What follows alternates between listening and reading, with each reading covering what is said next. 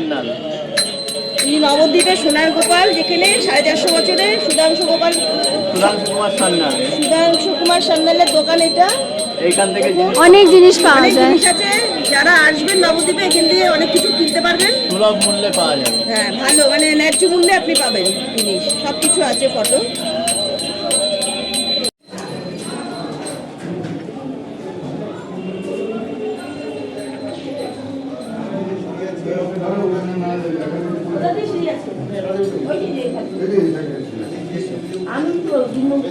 না না এপাশে শ্রী আছে তো, গান দিক দিয়ে এই তো এই যে হিন্দি দুপাশ দিয়ে আছে।